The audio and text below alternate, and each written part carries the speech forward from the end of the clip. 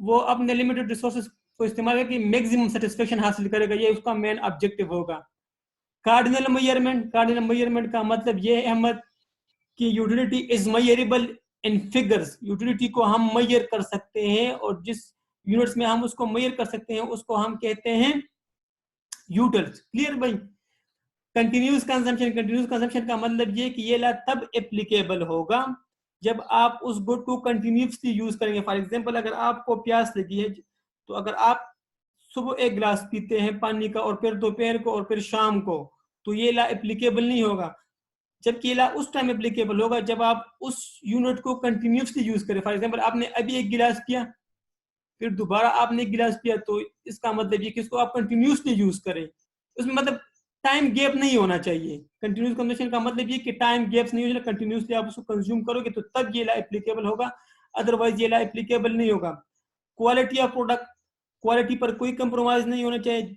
For example आपने पहला unit consume किया, क्लियर जी, तो वो इतने अच्छे क्वालिटी का नहीं था, जबकि आप जब दूसरा यूनिट कंज्यूम करेंगे और उसकी क्वालिटी पहले वाले से बेहतर होगी, तो फिर तो दूसरा यूनिट आपको ज्यादा सेटिस्फेक्शन देगा ना। अब यूटिलिटी तो पहले वाले के मुकाबले में फिर ज्यादा होगी, तो तब भी ये ला एप्लीकेबल नहीं होगा। ये ला तब एप्लीकेबल होगा जब आप जितने भी यूनिट्स कंज्यूम करें वो सेम क्वालिटी के हो। कांस्टेंट इनकम, कंज्यूमर की इनकम कांस्टेंट रहे। अगर इनकम में चेंज आते हैं, फॉर एग्जांपल कंज्यूमर ने एक चीज खरीदा, फॉर एग्जांपल फैन या एक पेन खरीदा, पेन, ठीक है जी, वो मतलब थोड़ा से मतलब सस्ता था, वो उतना अच्छा क्वालिटी का नहीं था, लेकिन जब उसकी इनकम में इंक्रीज आई तो इनकम में इंक्रीज आने से अब उसने एक बेटर क्वालिटी का पेन खरीदा, ठीक है ना, जिसकी वजह से अब दूसरे पेन ने उसको यूटिलिटी ज्यादा दी पहले वाले पेन के मुकाबले में। तो ये दोनों पॉइंट्स मिलते जुलते हैं। क्लियर जी? कंसिस्टेंसी कंज्यूमर टेस्ट, कंज्यूमर की टेस्ट में चॉइस में कोई वो ना आए। फॉर एग्जाम्पल उसको एक चीज अच्छी लगी, फॉर एग्जाम्पल वो एक क्लॉथ यूज कर रहा था, ठीक है, लेकिन अचानक उसकी वो चीज एक दूसरी चीज फैशन में आ गई, उसी तरह के कपड़े फैशन में आ गए, तो अब वो क्या करेगा? जो चीज फैशन में वो ज्यादा सेटिस्फेक्शन देगा पहले वाले के मुकाबले में। सब्स्टिट्यूट गुड्स, अगर गुड्स के सब्स्टिट्यूट अवेलेबल हैं, फॉर एग्जाम्पल टी और कॉफी, आप टी यूज करते हो और उसका गुड अवेलेबल है सब्स्टिट्यूट कॉफी, तो अगर आप कॉफी की तरफ शिफ्ट हो जाते हो तो आपको ज्यादा यूटिलिटी देगा। तो इसमें ये पॉइंट्स थे जी। उसने सीएनजी और पेट्रोल की एग्जांपल दी। अब इसमें कोई इशू अहमद नहीं, तो आप मेरा लास्ट लेक्चर देखो तो इंशाल्लाह इसमें मजीद क्लियर हो जाएगा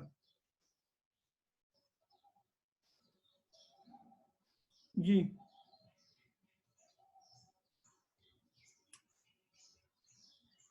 ऑल इज वेल, आगे जाते हैं फिर भाई। टेबल और डायग्राम, टेबल तो हुआ था डायग्राम की तरफ। अब देखें, अब हम बनाएंगे दो टेबल। देखिए ऊपर हमने एक टोटल यूटिलिटी वाला कॉलम था हमारे पास और एक हमारे पास था मार्जिन यूटिलिटी वाला कॉलम। क्लियर जी? हम दोनों के अलग अलग डायग्राम बनाते हैं। ये आप एक ही डायग्राम में भी बना सकते हो, लेकिन दो अलग अलग बनाओगे तो वो आसान बन जाएगा। क्लियर? ये है हमारे पास एक्स एक्सेस या हॉरिजॉन्टल एक्सिस भी इसे कहते हैं, आप लोग बेहतर समझते हैं, मुझसे मैथ्स में पढ़ा होगा। और ये है वर्टिकल एक्सिस या इसको वाई एक्सिस भी कहते हैं। ये हुआ वाई अपना, ये हुआ अपना एक्स। क्लियर जी? अब हम इधर लेंगे हॉरिजॉन्टल एक्सिस पर या एक्स एक्सिस पर नंबर ऑफ आइसक्रीम या नंबर ऑफ यूनिट, जो भी आप इधर जो भी चीज ले सकते हैं, एप्पल भी ले सकते हैं, जो भी गुड आप लेंगे, ये लेंगे हम एक्स एक्सिस पर और टोटल यूटिलिटी को हम ले लेंगे वाई एक्सिस पर। अब देखें, जब मैंने एक यूनिट कंज्यूम किया, zero ice cream so no utility, ठीक है, ये पॉइंट हो गया। लेकिन जब मैंने एक आइसक्रीम इस्तेमाल किया तो मुझे कितनी यूटिलिटी मिली? 80।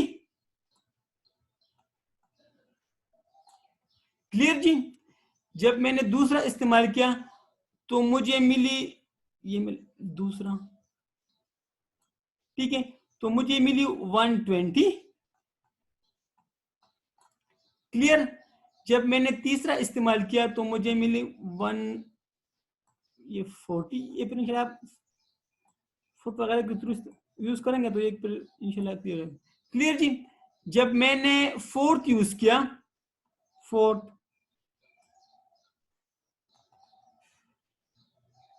तो ये जब मैंने फिफ्थ, तो फिफ्थ पे भी 150, फिफ्थ पे भी 150।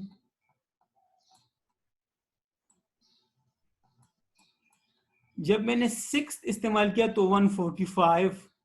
जब मैंने सिक्स इस्तेमाल किया तो ये इधर आया 145।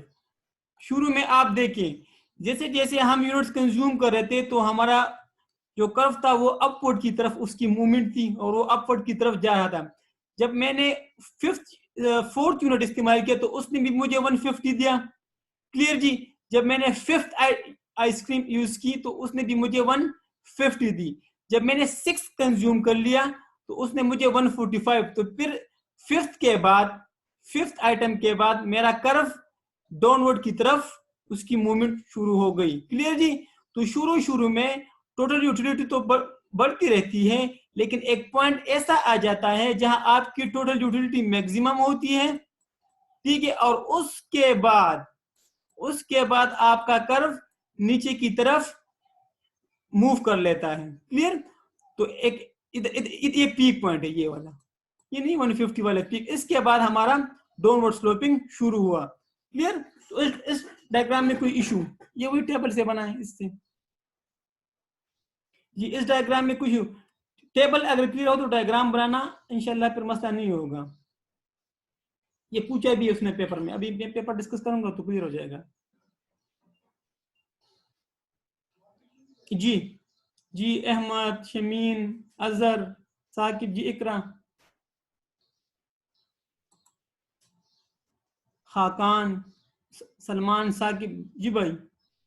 यार 3 दिन छुट्टी करने के बाद ही बच्चों की यही तादाद है। हमारा अल्लाह ही हाफिज हो गया।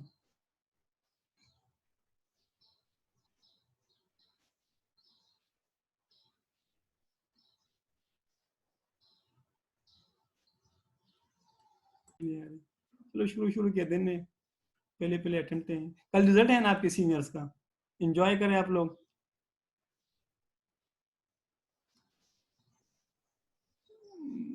मैं नहीं समझा, क्या मैं आपकी बात को नहीं। अच्छा, अब ये तो हमने कर लिया टोटल यूटिलिटी का। तो आपको ना और अगर बात ये कि ये दिन हम पर भी आने वाला है ना, मैं आपको एक वीडियो भी शेयर करवा दूंगा। अच्छा भाई, तो हम टोटल यूटिलिटी, इस डायग्राम में कोई इशू?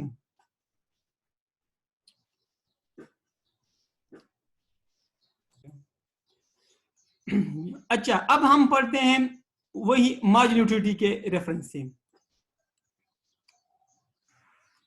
अब देखो ये मार्जिनल यूटिलिटी के रेफरेंस। अब ये इधर ही वही सिंपल वही यूनिट्स, वही जो भी यूनिट्स होंगे ना। क्लियर। जब हमारे पास हमने फर्स्ट यूनिट कंज्यूम किया तो हमें 80 मार्जिनल यूटिलिटी मिली।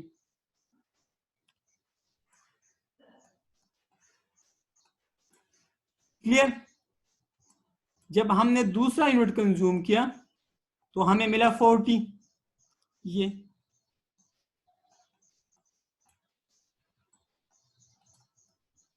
ठीक। जब हमें तीसरा यूनिट मिला तो हमें मिला 20।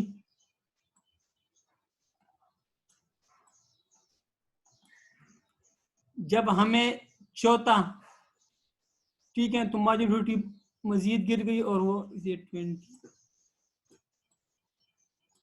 और ये रहा अपना 10।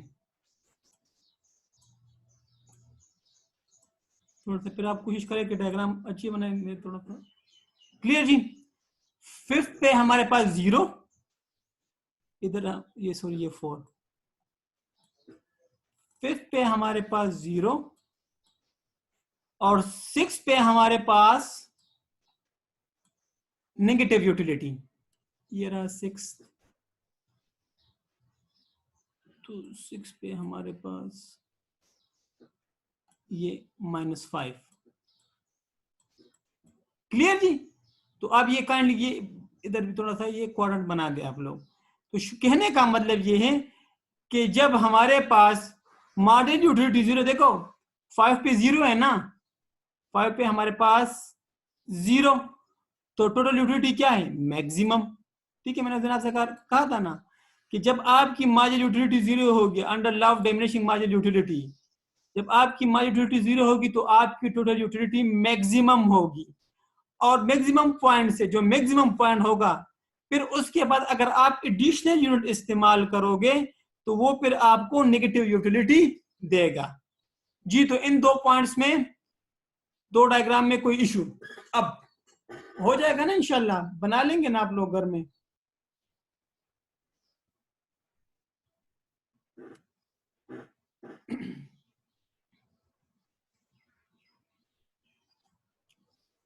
जी,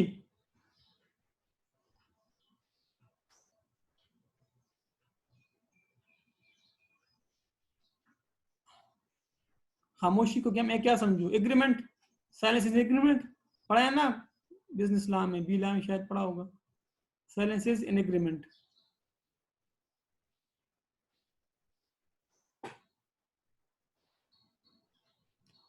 यार फिर आपको वो मजे की बजाय ना, वो सेटिस्फेक्शन की बजाय डिससेटिस्फेक्शन देगा ना, वो फिर आप पे बोझ बन जाएगा ना। ठीक है ना? फिर आपकी तबीयत खराब हो जाएगी। तो मजा लेते लेते इतना मजा ले लिया कि फिर वो आपको फिर नेगेटिव यूटिलिटी देगा। इतना कर लिया कि फिर इंजॉय करने की बजाय अब हम उसको भुगत रहे हैं। समझ गए ना खाकान? खराब कर लेते हैं सेम है। तो इसमें ये नेगेटिव यूटिलिटी, फिर आपको तबीयत खराब होती है ना इंसान की। अब क्लियर है भाई? अच्छा, आगे जाते हैं फिर। अब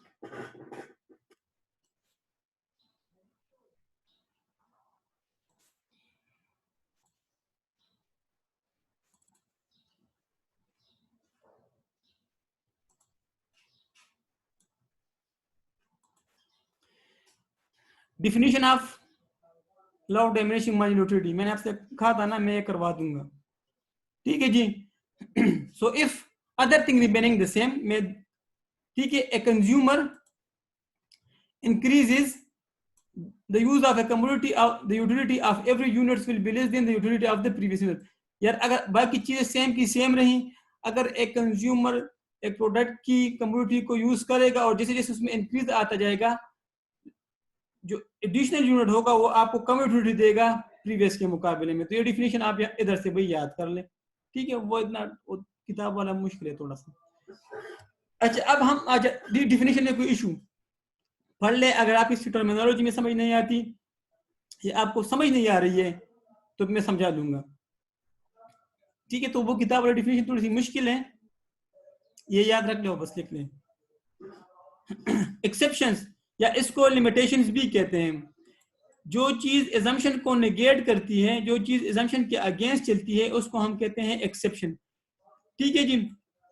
हमने बाकी लॉज में भी पढ़ा था, एक सीक्वेंस था हमारे पास कि हम एक किसी भी लॉ में, तकरीबन इकोनॉमिक्स में किसी भी लॉ में हम उसकी डिफिनीशन पढ़ते हैं, उसके एजम्पशंस पढ़ते हैं, टेबल पढ़ते हैं, डायग्राम पढ़ते हैं, फिर एक्सेप्शंस पढ़ते हैं और फिर उसके बाद प्रैक्टिकल इंपॉर्टेंस। तो तकरीबन ये 5 चीजें तो हर लॉ में होती रहती हैं। अक्सर लॉज में प्रैक्टिकल इंपॉर्टेंस नहीं है, तकरीबन 6 चीजें होती रहती हैं। ठीक है, 5। किन किन चीजों पर ये लॉ एप्लीकेबल नहीं होगा? पहला, नॉलेज पे। नॉलेज पे law of diminishing marginal utility apply नहीं होता। क्यों? यार जैसे जैसे हम नॉलेज गेन करते हैं, ठीक है, तो हमारे नॉलेज में जब इंक्रीज आता है तो हमें मजीद सेटिस्फेक्शन मिलती है, हमें मजीद यूटिलिटी मिलती है। फॉर एग्जांपल, हमने एक किताब पढ़ ली, हमें मजा आया, ठीक है ना, हमारे इल्म में इजाफा हुआ। जब हम मजीद इल्म हासिल करते हैं तो हमें मजीद सेटिस्फेक्शन और मजीद यूटिलिटी मिलती है। जबकि law of diminishing marginal utility में हमने क्या पढ़ा कि जब हम जब एक चीज यूज करते हैं, क्लियर जी, और जब उसके बाद दूसरा यूज करेंगे तो हमारी यूटिलिटी कम होगी। लेकिन नॉलेज पे तो ये लॉ अप्लाई नहीं होता। आपने एक किताब पढ़ा, मजा आया भाई, आपने दूसरा किताब पढ़ा, मजा आया, आपने तीसरा, क्योंकि आपके नॉलेज में इजाफा हो रहा है तो आपकी यूटिलिटी और सेटिस्फेक्शन भी बढ़ रही है। लेकिन इसमें एक और बात भी है, अगर आप एक ही किताब बार बार पढ़ रहे हैं तो फिर law of diminishing marginal utility apply होता है। क्योंकि आपने इकोनॉमिक्स की किताब एक दफा पढ़ी, मजा आया, दूसरी मजा पढ़ी, फिर कम मजा आया, तीसरी मरतबा पढ़ी फिर बोर हुए, चौथे मरतबा, पांचवी मरतबा आप उसको रख देंगे। क्लियर जी? तो कहने का मतलब ये कि अगर एक ही तरह का किताब आप बार बार पढ़ रहे हैं, ठीक है ना, तो फिर ये ला एप्लीकेबल है। लेकिन अगर आप डिफरेंट किताबें पढ़ते हो और आपके नॉलेज में इजाफा होता रहता है, तो फिर यह ला एप्लीकेबल नहीं होगा जी। अब इस पॉइंट में कोई इशू, इधर मैं एक और भी ऐड कर लेता हूँ, म्यूजिक पर भी अप्लाई नहीं होता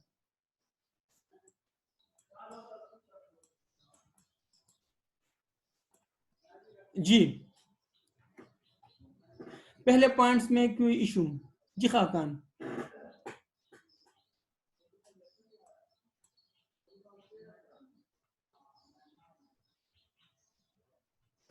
हाँ ना, बिल्कुल एक्सेप्शन है ना, नॉलेज है ना, एक इल्म है ना वो सलमान भाई, वो एक इल्म है ना, वो तो खजाना है यार उसकी तरफ, ठीक है ना, मत ले जाओ हमें गुनहगार क्यों को, क्लियर। तो वो तो एक खजाना है ना, वो तो पूरा ही नहीं होता, सही भाई। लेकिन उसकी भी हमें समझ नहीं आती अनफॉर्चुनेटली, ठीक है। फिर भी मजा आ रहा है, किताब की समझ भी नहीं आ रही और फिर भी देखो मजा आ रहा है। कैसी किताब है ये? अल्लाह के जीत विल्थ और एंड मनी, भाई क्लियर है ना सलमान? सही भाई। अच्छा, विल्थ एंड जी जी, विल्थ एंड मनी देखें, वेल्थ एंड मनी पर भी ये ला एप्लीकेबल है। तो ये तो आप बेहतर जानते हैं कि जैसे जैसे हम इनकम ज्यादा कमाते रहते हैं, हमारी हेरस और सेटिस्फेक्शन बढ़ती रहती है, ठीक है जी, बिल्कुल सही कहा साकिब। सही है भाई। तो जैसे जैसे फॉर एग्जांपल आपने एक दिन में पैसे कमाए, अगले दिन उससे ज्यादा कमाए, आपकी तजस्सुस और यूटिलिटी और मजा आपको मौजूद है। जैसे जैसे आप ज्यादा पैसे कमाते जाएंगे, ठीक है ना, आपको मजा आता जाएगा और आपकी सेटिस्फेक्शन बढ़ती रहेगी। तो वेल्थ एंड मनी पर भी ये ला एप्लीकेबल नहीं है जी। इस पॉइंट में कोई इशू? ये तो आप मुझसे बेहतर समझते होंगे यार, कि पैसे कमाते जाएंगे तो मजा भी आता जाएगा, ठीक है। कल हजार कमाए, आज 2000 कमाए, मोटिवेशन भी ज्यादा होगा, सेटिस्फेक्शन भी ज्यादा होगी। मैं उसी की तरफ अगर अभी म्यूजिक की तरफ में नहीं आया यार, टापा ना लगाना में ये एक्सेप्शन है ना, ठीक है, पेपर में आ चुके हैं। ड्रग्स एंड नारकोटिक्स, ठीक है ना, जो ड्रग्स एडिक्टेड पीपल हैं, क्लियर जी, तो वो जैसे जैसे वो ड्रग्स वगैरह लेते हैं तो उसको मजा, उसने यार एक पिया उसको मजा है, जब उसने दूसरा पिया तो दूसरों से को ज्यादा मजा देगा, क्योंकि वो एडिक्टेड पीपल है ना, वो जितना ज्यादा पियेंगे उसको उतना ही ज्यादा मजा आएगा। तो इन तीन पॉइंट्स में कोई इशू?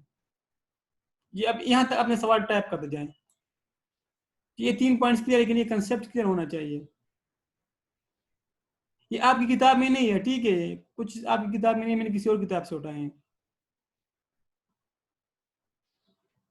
ठीक है जी।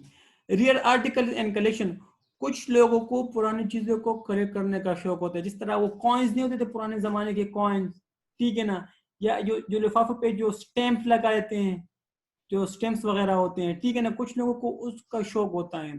तो अगर फॉर एग्जांपल उसको एक कॉइन मिल गया जो कि 50 साल पुराना था, ठीक है ना, तो उसकी सेटिस्फेक्शन थोड़ी सी ज्यादा होगी। लेकिन अगर उसको 100 साल पुराना वाला कॉइन मिल जाए या 200 साल पुराना वाला कॉइन मिल जाए या मुगल आजम के दौर का एक कॉइन मिल जाए उनको, तो उसकी सेटिस्फेक्शन और भी ज्यादा होगी, ठीक है ना। इसी तरह अगर किसी को स्टैंप मिल जाए, उसको एक स्टैंप मिल गया 10 साल पुराना, तो उसकी सेटिस्फेक्शन और भी अलग है। वो 20 साल वाला पुराना कोई स्टैंप उसको मिल जाए, 30 साल 40 साल वाला पुराना या कायद आजम के दौर का एक स्टैंप उसको मिल जाए, तो उसकी सेटिस्फेक्शन मजीद होगी।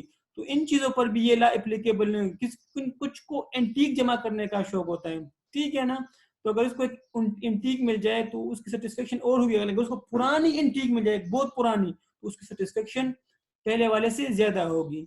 तो rear articles and collection and antiques पर भी ये ला एप्लीकेबल नहीं है, ठीक है। शौकीन लोग होते हैं ना जो मुख्तलिफ किस्म की चीजों को जमा करते रहते हैं, क्लियर नहीं है। तो हमारे एक दोस्त है, उनको ये गिलास नहीं होते, उनको जमा करने का शौक होता है, अजीब अजीब से गिलास वो खरीदते हैं महंगे महंगे, ठीक है ना। तो कुछ लोग इस तरह होते हैं कि वो रियर आर्टिकल और कलेक्शन और एंटीक को जमा करते हैं, तो उन पर भी ये ला एप्लीकेबल नहीं है।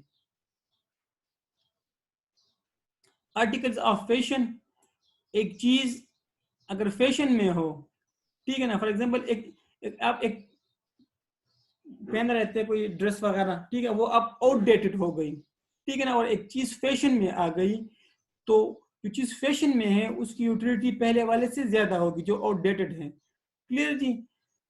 तो जो चीज फैशन में है उसकी बीमारी यूटिलिटी ज्यादा होगी और ये ला एप्लीकेबल नहीं होगा। तो अब इन दो पॉइंट्स में कोई इशू। म्यूजिक में ये है सलमान कि फॉर एग्जांपल आप एक गाना सुनते हो, ठीक है ना, तो आपको मजा आ जाता है, ठीक है। लेकिन जैसे ठीक है आप एक और गाना सुन लोगे, एक टाइम आ जाएगा कि आप फिर बोर हो जाते हो। लेकिन शुरू शुरू में जब आप सॉन्ग सुनते हो तो आपको मजा देता है, आप ठीक है। जब आप दूसरा सॉन्ग सुनते हो तो आपको मजीद मजा आ जाता है। जब आप एक तीसरा कोई और सॉन्ग सुनते तो आपको मजा आ जाता है। तो ये ला एप्लीकेबल नहीं होगा। हाँ, अगर एक ही तरह का सॉन्ग आप बार बार सुन रहे हो तो तब ये ला एप्लीकेबल होगा। तो म्यूजिक में ये था, अगर आप डिफरेंट सॉन्ग सुनते हो, आपने एक सॉन्ग सुन लिया, दूसरा सॉन्ग सुन लिया, तीसरा सॉन्ग, तो आपकी सेटिस्फेक्शन बढ़ती रहेगी, आपकी यूटिलिटी बढ़ती रहेगी। लेकिन अगर आप एक ही तरह का सॉन्ग बार बार सुन रहे हो तो फिर आपकी यूटिलिटी कम होगी। तो ये एक एक्सेप्शन है इसमें।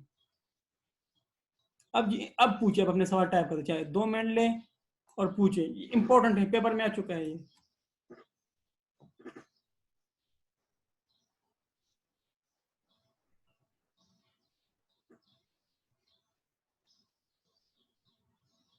जी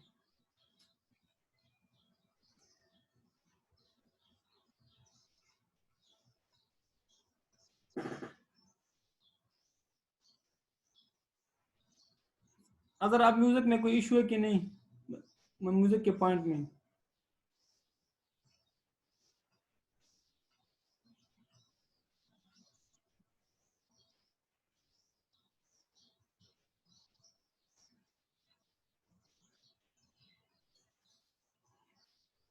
ये बाकी भी कंफर्म कर दें।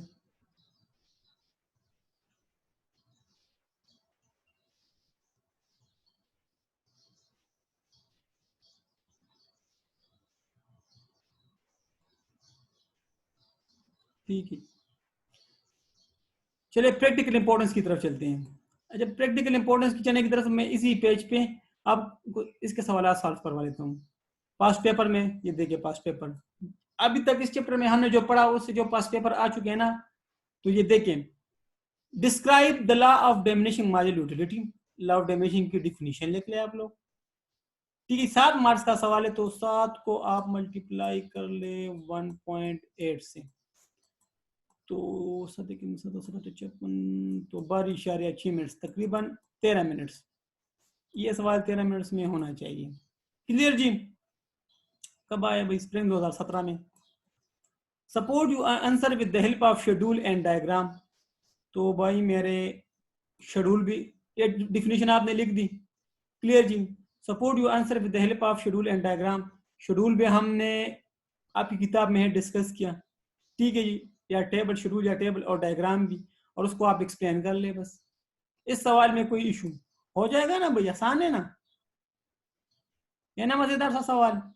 देखो अभी रिसेंटली आया 2 साल पहले।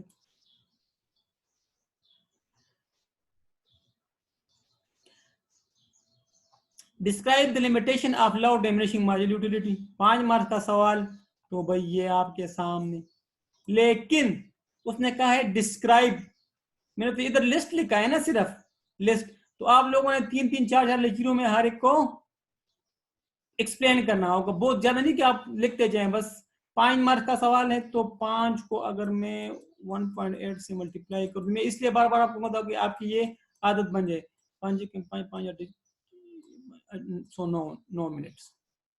ठीक है जी। तो आप लोग इसके लिमिटेशन लिख लेंगे, और 2-2, 3-3 लेक्चरों में इसको देखो डिस्क्राइब किया उसने। 2-2, 3-3 लेक्चरों में आप उसको एक्सप्लेन भी कर लोगे। अगर उसने लिस्ट मांगा होता ना, लिस्ट, तो फिर आपने सिर्फ ये लिस्ट करना था। अब मैं इधर आपको एक टेक्निक समझाऊंगा।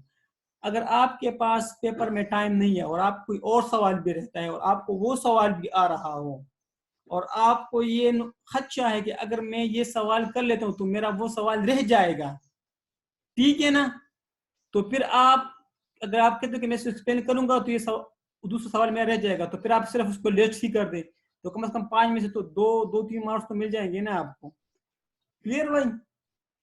तो ये पेपर के टेक्निक्स होते हैं जो आप लोगों ने थोड़े थोड़े सीखने होंगे। Marginal utility mean the additional utility a consumer gets from the consumption of additional unit of the commodity. ये पहले उसने मार्जिनल यूटिलिटी की आपको डिफिनेशन बता दी, अभी तक वो सवाल पे नहीं आया।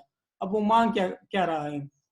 How does the concept apply to normal goods and money. तो मनी का मैंने आपसे कहा था कि मनी पर ये ला एप्लीकेबल नहीं होगा। ठीक है जी। क्यों? क्योंकि जैसे जैसे आप ज्यादा मनी अचीव करते जाओगे, हासिल करते जाओ, आपकी सेटिस्फेक्शन बढ़ती रहेगी। जबकि नॉर्मल गुड्स में जिस तरह उधर ऊपर उसने आइसक्रीम दिया था, कोई एप्पल वगैरह, तो जब आप एडिशनल यूनिट कंज्यूम करोगे तो आपकी यूटिलिटी डिक्रीज होगी। तो इस सिचुएशन में आपकी यूटिलिटी डिक्रीज नहीं होगी, मार्जिनल यूटिलिटी। क्यों? क्योंकि जैसे जैसे आप ज्यादा पैसे कमाते जाएंगे आपकी मार्जिनल यूटिलिटी बढ़ती जाएगी, आपको ज्यादा सेटिस्फेक्शन मिलता जाएगा। जबकि नॉर्मल गुड्स के केस में वही जो हमने ऊपर वो जो टेबल और डायग्राम पढ़ा था वही उसका जवाब था कि नॉर्मल गुड्स के केस में जब हम एडिशनल यूनिट कंज्यूम करते हैं तो हमें एडिशनल यूनिट्स पहले वाले से कम यूटिलिटी देता है। तो इस सवाल में कोई इशू। अब पास पेपर में किसी को कोई मसला? शाबाश, ताकि फिर हम लिमिटेशन पर चले जाते हैं।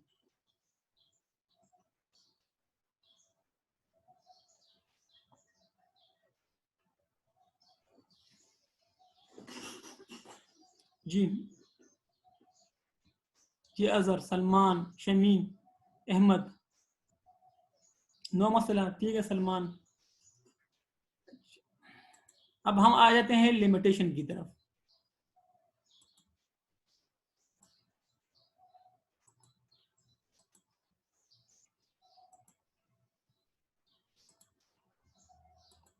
भाई तो आप इधर से भी पढ़ लो, तो उसने कुछ दिया है ना, कलेक्टिबल हॉबीज इन्होंने एक ही कंबाइन करके दिया था, नॉलेज और आर्ट एंड इनोवेशन पर। ठीक है, तो मैंने एक दो तीन किसी और जगह से भी आप लोगों के लिए करवा दिए वो। अच्छा, अब practical importance of law diminishing minority. Clear? अब देखें जरा, आप मुझे बताएं कि डिमांड कर्व क्यों डाउनवर्ड स्लोपिंग होता है। उसके हमने दो तो किताब में थे, एक मैंने लिखवाया था आपको, if I am not wrong. क्यों डिमांड कर्व स्लोपिंग डाउनवर्ड होता है? इस 1.25 लाख का सवाल है ये। जी अहमद, सलमान, अजहर, शमीम, इकरा, जी साकिब,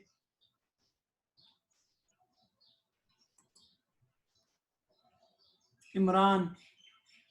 क्यों डिमांड कर्व स्लोपिंग डाउनवर्ड होता है?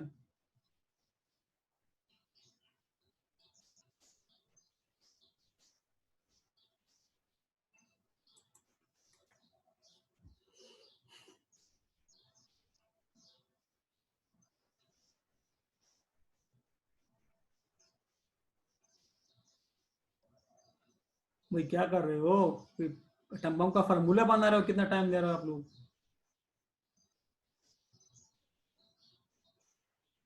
या खला में रॉकेट भेजना है? अब लोग भूल गए मना।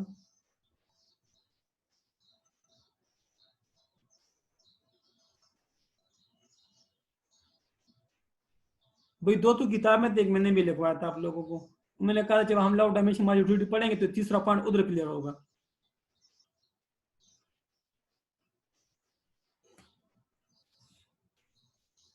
भाई आवाज तो क्लियर है ना? इतनी खामोशी।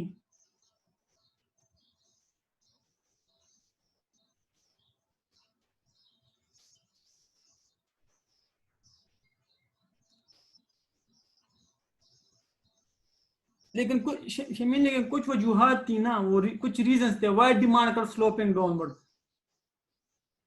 कुछ वजूहत थी। अब तुझसे कहा, लेकिन वो पेपर में तो ये नहीं लिखना आप लोगों ने। बोलेगे तो वो आपको अंडा देगा, बस फिर 0 मार्क्स। तो दो वजूहत थी, एक मैंने लिखवाया था आप लोगों को।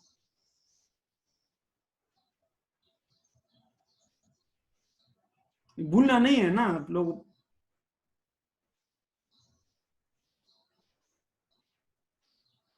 साकिब नहीं भूलना भाई मेरे। मैं रिपीट करवा लेता हूँ। चलो मैं हिंट देता हूँ, एक मैं हिंट देता हूँ, आप एक, आप एक था सब्स्टिट्यूशन इफेक्ट। चलो अब दूसरा कौन सा इफेक्ट था? कम्प्लीमेंट। एक सब्स्टिट्यूशन इफेक्ट था, दूसरा कौन सा इफेक्ट था?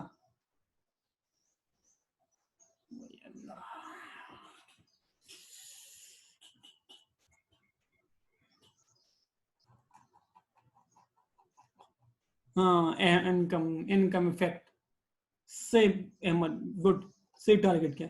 और तीसरा मैंने आपको बताया था कि लव डिमिनिशिंग मार्जिनल यूटिलिटी की वजह से भी curve, demand curve sloping downward होता है। अभी किताब में नहीं था, मैंने लिखवाया था आप लोगों को, 3 मार्क्स हुए तो 3 5 लिखने थे आप लोगों ने। 3 वजूहात की बिना पर डिमांड कर्व स्लोपिंग डाउनवर्ड होता है। हाय हाय हाय हाय, मेरे चीज तो ये तो मुश्किल हो जाएगा।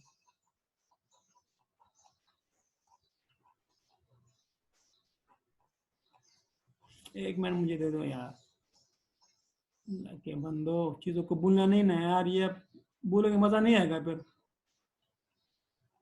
जो शुरू शुरू के टॉपिक्स थे, अब लोग पढ़ते नहीं हो क्या?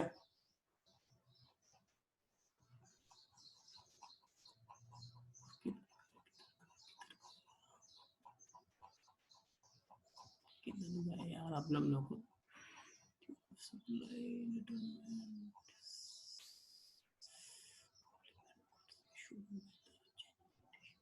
ये भाई, ये वाला, ये एक पॉइंट ये था, एक पॉइंट ये था, और एक मैंने कहा कि law of diminishing marginal utility की वजह से भी गिरता है। तीसरा पॉइंट आपने खुद इधर एक और ऐड करना था। तो मैंने आपसे कहा था कि जब ये पॉइंट तब क्लियर होगा जब हम उधर जाएंगे। अब कुछ याद आया, मतलब दिमाग में कुछ ट्यूनिंग वगैरह हुई? मेरे साथ मोर हैस्ट लेस स्पीड वो काम नहीं करना, मेरे साथ रहोगे तो इंशाल्लाह चीज नहीं भूलोगे। अभी तो नहीं भूलोगे ना इंशाल्लाह यार।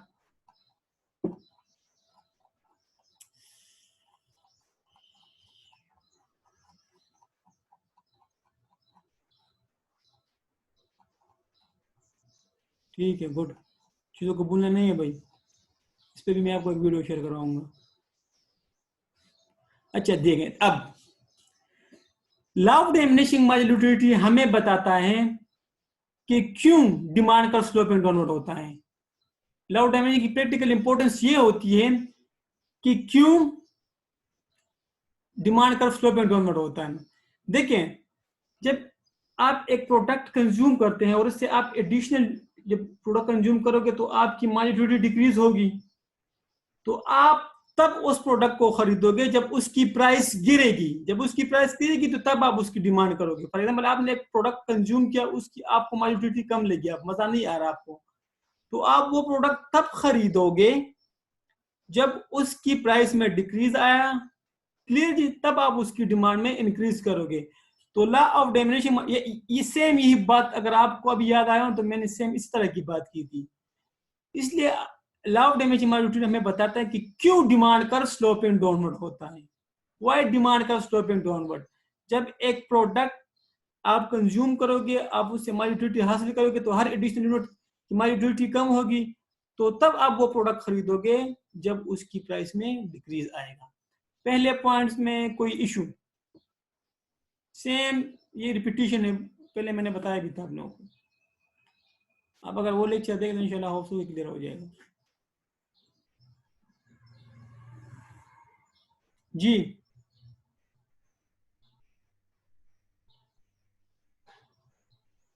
पहले पॉइंट्स में कोई इशू। चलो चलते हैं दूसरे पॉइंट्स की तरफ। Law of diminishing marginal utility से हमें और भी कंसेप्ट मिलते हैं, जिस तरह लॉ ऑफ सब्स्टिट्यूशन, ये ठीक है जी, लॉ ऑफ डिमांड हमने पढ़ा, और कंसेप्ट ऑफ कंज्यूमर सरप्लस, ठीक है ना, ये तो हमारे कोर्स का हिस्सा नहीं है इतना, ठीक है। और लॉ, जबकि लॉ ऑफ सब्स्टिट्यूशन इंशाल्लाह मेरा लॉ ऑफ मैक्सिमाइजेशन ये भी पढ़ लेंगे, मेरा ख्याल ये भी हमारे कोर्स का हिस्सा नहीं है। लेकिन और भी कंसेप्ट निकलते हैं उससे, कि law of demand, concept of consumer surplus and law of substitution, ठीक है ना। तो law of diminishing marginal utility हमें और लॉस के मुताबिक भी बताता है, जिस तरह लॉ ऑफ डिमांड की। अच्छा, कंज्यूमर सरप्लस मैंने आपको बताया था कि नहीं? ये कंसेप्ट मैंने ख्याल डिस्कस किया था। हाँ, ये भी किया था कंज्यूमर सरप्लस का। क्या होता है कंज्यूमर सरप्लस? और एक होता है law of substitution. Law of substitution को छोड़ें और कंज्यूमर सरप्लस का बताया था। क्या है कंज्यूमर सरप्लस? देखो कंज्यूमर सरप्लस वो होता है, फॉर एग्जाम्पल मैंने आपको एक मिसाल दी थी कि अगर आप खाना खाने जा रहे हो, ठीक है ना, अगर आपके तो यार मैंने बिरयानी खानी है, ठीक है, और साथ मैंने 7 भी पीना है, अगर ये मुझे 100 तक मिल जाए ना तो बस यार बहुत अच्छा हो जाएगा। ठीक है, आपने 100 रुपये दिल से निकालते 7 के लिए और बिरयानी के लिए, ठीक है जी। अब आप उधर होटल में चले गए और आपने जब वो 7 भी पी लिया और बिरयानी भी आपने खा ली, ठीक है ना, जब बिल आया तो वो था 80 रुपीज का। क्लियर? तो हुआ क्या कि कंज्यूमर सरप्लस में कंज्यूमर को वो सेटिस्फेक्शन भी मिल गई और उसको कम कास्ट में भी मिल गई। और ये कंज्यूमर सरप्लस हम पढ़ भी चुके हैं ऊपर, मेरे ख्याल से थोड़ा बहुत एक कंसेप्ट पढ़ चुके हैं, लेकिन अभी कंज्यूमर सरप्लस का कंसेप्ट क्लियर है ना, कि कंज्यूमर सरप्लस में रहा, उसने सेटिस्फेक्शन भी वही हासिल की लेकिन कम कास्ट पे। इन 2 पॉइंट्स में कोई इशू बस?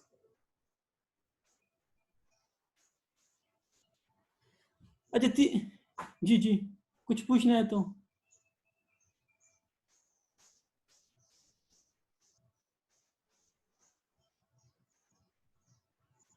अच्छा, law of the law helps the state in formulating. देखो हमारे पास 2 तरह के टैक्सेशन सिस्टम होते हैं, एक होते हैं प्रोग्रेसिव टैक्सेशन सिस्टम और एक है हमारे पास रेग्रेसिव टैक्सेशन सिस्टम। इंशाल्लाह मैक्रो इकोनॉमिक्स में पढ़ेंगे ये। प्रोग्रेसिव टैक्सेशन सिस्टम ये होता है कि अमीरों पे ज्यादा टैक्स, गरीबों पे कम टैक्स।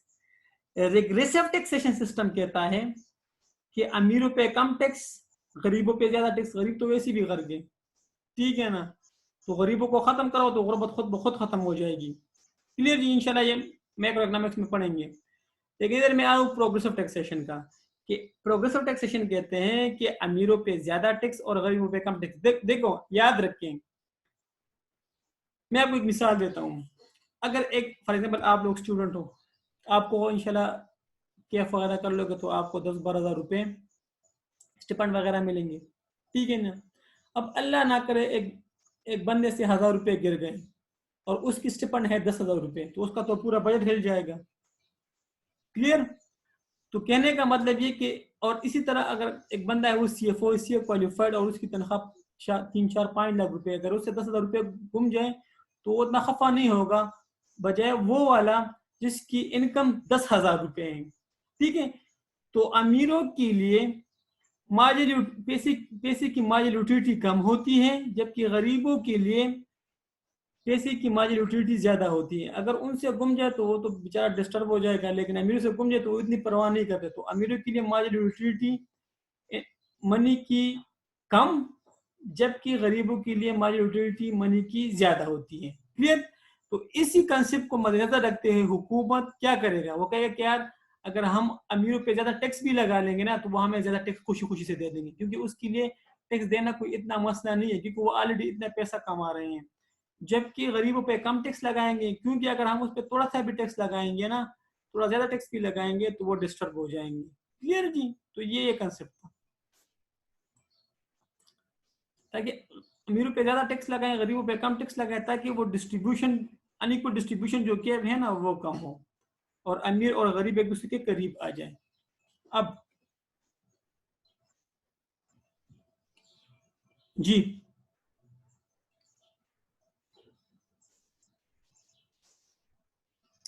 3 पॉइंट्स में कोई इशू?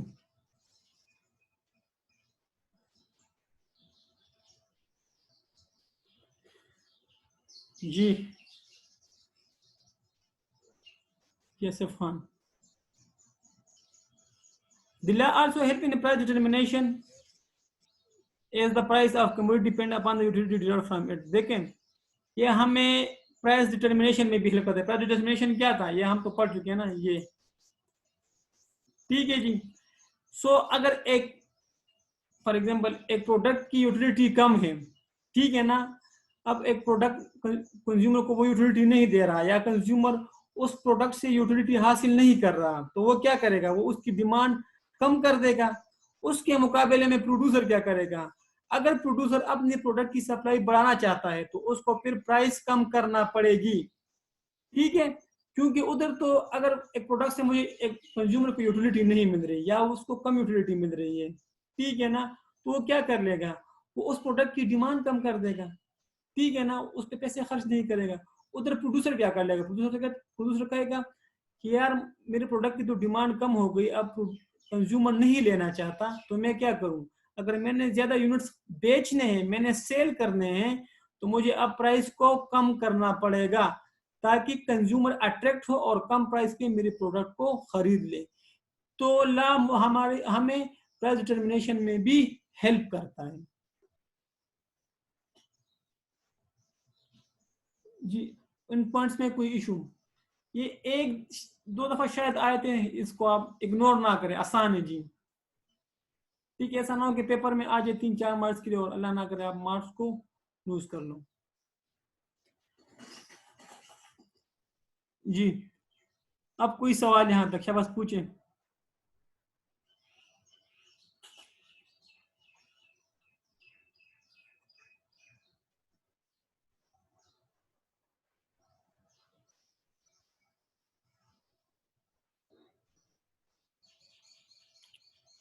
सब खामोश है भाई सब। ये आज मेरा है रोजा थोड़ा सा सख्त है, आज नहीं बोल रहे आप लोग, कुछ कमेंट्स कर रहे हैं।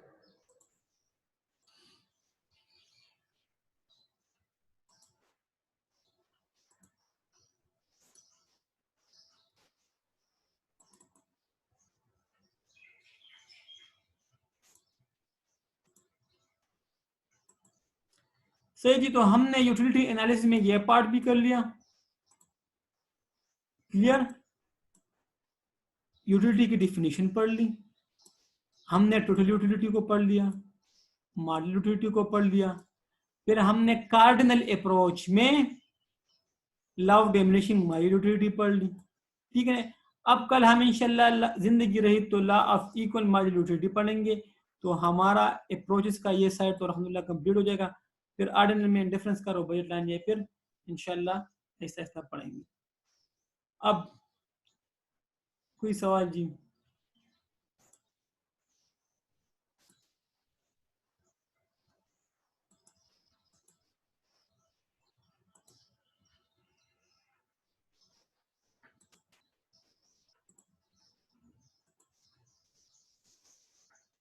अच्छा, बाकी भी कंफर्म कर दे, लॉ में तो कोई मसला नहीं है ना इस चैप्टर में। कल इंशाल्लाह हम जब लॉ ऑफ मार्जिनल यूटिलिटी पढ़ेंगे, जिसको लॉ ऑफ मैक्सिमाइजेशन भी कहते हैं, तो इंशाल्लाह फिर उसमें हम 2 गुड्स को पढ़ेंगे। इसमें तो हमने 1 गुड्स का पढ़ा ना, उधर इंशाल्लाह हम 2 गुड्स का पढ़ेंगे, ठीक है। तो वो भी एक कार्डिनल अप्रोच है, उसमें भी हम यूटिलिटी को मेजर कर सकते हैं। तो कार्डिनल अप्रोच हमारा कंप्लीट हो गया ना, इंशाल्लाह फिर हम ऑर्डिनल अप्रोच इन डिफरेंस कर और इसकी तरफ से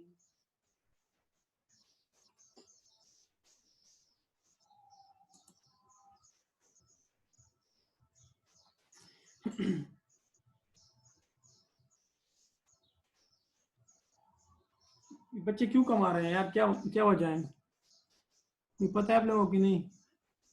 तो एडमिनिस्ट्रेशन वाले मुझसे पूछते हैं कि सर बच्चे कम आ रहे हैं। कल मिलते हैं, सही है। तो थैंक यू, अस्सलाम वालेकुम।